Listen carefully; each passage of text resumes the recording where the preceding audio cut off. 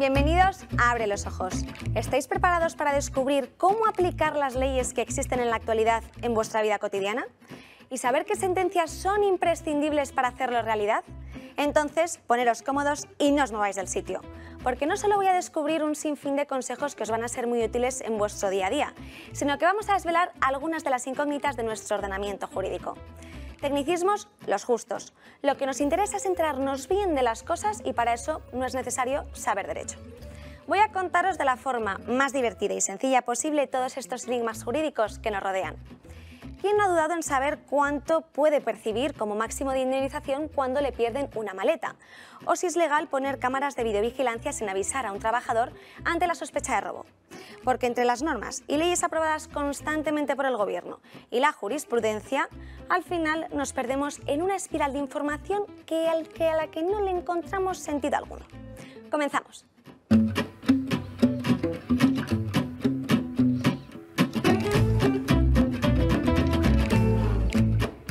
Imagínense que lo han organizado todo para escaparse unos días de la rutina e irse a descansar a Ibiza.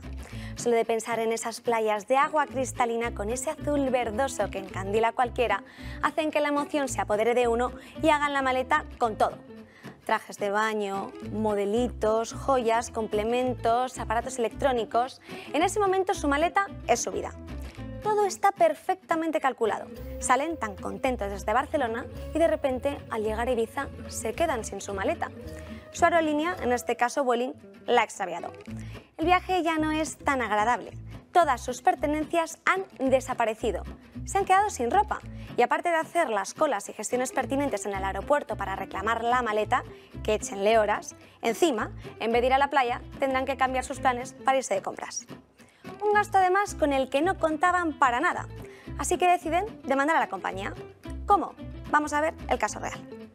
En la anuncia presentada ante el Juzgado de lo Mercantil de Barcelona, el demandante solicitó la cantidad máxima de indemnización prevista en el Convenio de Montreal, que asciende a 1.400 euros. Y sí, como lo oyen, como máximo podrán recibir esa cuantía en concepto de indemnización por daños y perjuicios como consecuencia de la pérdida de su equipaje. En la demanda que presentó hizo algo que a mi parecer, y luego entenderán por qué, no es lo más recomendable. No aportó ninguna indicación sobre cuál era el contenido de la maleta, el valor o el peso del equipaje facturado. Únicamente se limitó a alegar la necesidad de haber adquirido ropa y productos de primera necesidad para reponer los objetos perdidos sin aportar tampoco ningún justificante de las compras que hizo. Por lo que la compañía, ante la falta de pruebas, solo le ofreció 250 euros en concepto de reparación del perjuicio sufrido no demostrado. Pero al Tribunal Español le surge en este caso la duda sobre cuál sería el importe correcto de la indemnización a la hora de aplicar ese Convenio de Montreal. El Tribunal Español recurre entonces al Tribunal de Justicia de la Unión Europea para que se lo aclare. Y fue este tribunal quien en la sentencia del año 2020 indicó que los pasajeros deberán demostrar mediante pruebas pertinentes los gastos en los que han incurrido para sufragar esa pérdida. Pero, ¿y si no aportan pruebas? Como es en este caso, entonces, ¿qué pasa? Que entra al juego el criterio personal del juez de cada país, que tomará además en consideración datos como el peso de la maleta o de cuándo se haya producido la pérdida si durante el viaje de ida o de vuelta para evaluar todos los daños sufridos y fijar el importe de la indemnización, que siempre tiene que ser dentro de ese límite máximo de 1.400 euros. Así que ya lo saben, si viajan en avión y van a facturar su equipaje, tengan mucho cuidado a la hora de hacer la maleta, porque la compañía, si la pierde, el importe máximo que podrán recibir, como hemos visto, será de 1.400 euros y para ello deberán acreditar además pruebas y documentos pertinentes sobre el perjuicio económico que hayan sufrido. Ahora nos toca hablar de la famosa plusvalía municipal, porque en este terreno, y nunca mejor dicho, hay novedades. Pero antes de continuar, unas nociones básicas. Se trata de un impuesto municipal que grava el incremento del valor de los terrenos, es decir, una finca o un edificio justo en el momento de su transmisión. Esto quiere decir en el momento de una compraventa, una donación o una herencia.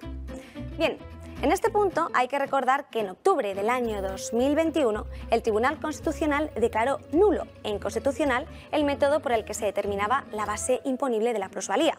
En la actualidad ya existe un nuevo método de cálculo del impuesto, pero vamos a centrarnos en aquellos supuestos que fueron recurridos por los contribuyentes como consecuencia de esa declaración de inconstitucionalidad. En un primer momento, el Supremo facilitó recuperar lo pagado a aquellas personas que habían recurrido el impuesto antes del 25 de noviembre del año 2021, fecha en que se publicó la sentencia en el BOE. Pero aquí el truco del almendruco. Solo eran admitidas aquellas reclamaciones que hacían alusión a esa posible inconstitucionalidad del método de cálculo de la base imponible del impuesto y nada más. Ahora eso ha cambiado, gracias al Tribunal Supremo. Veamos por qué. El Ayuntamiento de Lérida se negó a devolverle la plusvalía a un contribuyente que en su reclamación no aludió a esa inconstitucionalidad del impuesto, sino que simplemente negó que hubiera habido un incremento del valor de su terreno en la transmisión. El Tribunal Supremo obligó entonces al Ayuntamiento de Lérida a rectificar y a devolverle la plusvalía al contribuyente por dos motivos. Uno, por considerar que se trataba de un impuesto confiscatorio y dos, por ser un impuesto contrario al principio de capacidad económica. Esto lo que significa, la capacidad económica es la posibilidad real que tiene una persona de hacer frente a una obligación económica, simple y llanamente. ¿Pero por qué? Porque en este caso, la ganancia que obtuvo el contribuyente en esa compraventa resultó ser igual o prácticamente igual a la cuota tributaria fijada en el impuesto de la liquidación que tenía que pagar, por lo que puede deducirse que no hubo incremento del valor del terreno. En definitiva, el Supremo lo que abre es ese camino a nuevas reclamaciones que en su día no se ampararon en la posible inconstitucionalidad del método del cálculo del impuesto, sino en una inexistencia del incremento de valor del terreno en esa transmisión. Así que ya lo saben, si lo recurrieron por esta razón, no se den por vencidos. ¿Alguna vez han tenido la sospecha fundada sobre alguien que les está robando, ya sea en su casa o en la oficina, pero no saben qué hacer para demostrarlo? Si es así, estén muy atentos al caso que vamos a ver ahora, porque es la excepción que confirma la regla. Una excepción que nos abre un camino nuevo ante algo que todos habíamos asumido y teníamos claro, que la instalación de cámaras de videovigilancia en un local, en una oficina o en una vivienda sin avisar previamente al trabajador o sin la instalación de paneles informativos no sirve como medio de prueba en un procedimiento judicial. ¿Pero por qué? Porque dicha prueba queda automáticamente anulada al ser contraria a varios derechos fundamentales de nuestra Constitución, en concreto al derecho de la intimidad y al derecho de la protección de datos personales recogidos ambos en el artículo 18.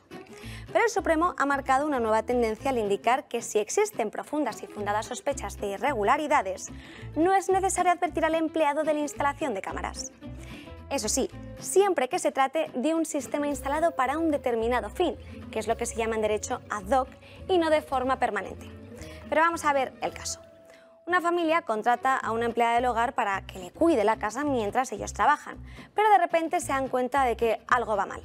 De la caja fuerte desaparecen 30.000 euros en efectivo, mientras que del cajón de la cómoda desaparecen varias joyas. Acto seguido deciden avisar a la policía. Denuncian los hechos, pero a los pocos días vuelven con una ampliación de la denuncia. El matrimonio decide cubrirse en todo lo posible y antes de decirle algo a la empleada, ponen una videocámara dirigida al armario donde se ubicaba la caja fuerte. Para su sospecha, las imágenes hablan por sí solas.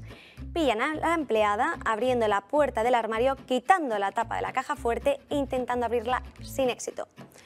La familia había decidido dejarlo todo como estaba para no levantar sospechas, no sin antes poner un código en la caja fuerte. Acto seguido, la familia despidió disciplinariamente a la empleada por dos motivos: transgresión contractual y abuso de confianza. La cuestión planteada gira en torno a la grabación, si a su admisión o no como prueba en un juicio al no haber avisado previamente a la empleada de su instalación.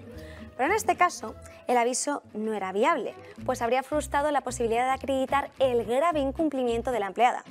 El Tribunal Supremo insiste en este punto en que estamos ante un supuesto singular, de manera que solo excepcionalmente, y si se dan estas circunstancias, se podrá actuar de esta manera. Vamos a hablar del subsidio por desempleo para mayores de 52 años. ¿Qué requisitos debe cumplir el solicitante? Aparte de encontrarse en paro y tener 52 años o más, deberá haber agotado la prestación contributiva por desempleo, salvo que no tenga derecho a la prestación, habiendo cotizado por desempleo al menos entre 90 y 359 días. Encontramos también otros casos más particulares, como por ejemplo, haber sido declarado plenamente capaz o con una incapacidad permanente parcial como consecuencia de haber sido objeto de un expediente de revisión por mejoría de una situación de gran invalidez o incapacidad permanente absoluta para la profesión habitual, así como ser emigrante que ha retornado a España y que no tenga derecho a esta prestación contributiva. Pero en este caso, ojo, porque de haber trabajado en el extranjero lo deberá haber hecho como mínimo en 12 meses en los últimos 6 años. En el caso de la persona trabajadora por cuenta ajena, no podrá acceder a este subsidio cuando el cese en el último trabajo haya sido voluntario. Vemos más requisitos. Estar inscrito como demandante de empleo un mes después desde que se agote esa prestación por desempleo, cumplir el compromiso de actividad, que se encuentra además también incluido en la solicitud del subsidio, y carecer de rentas mensuales superiores al 75% del salario mínimo interprofesional. En este caso se excluye la parte proporcional de 2 pagas extraordinarias.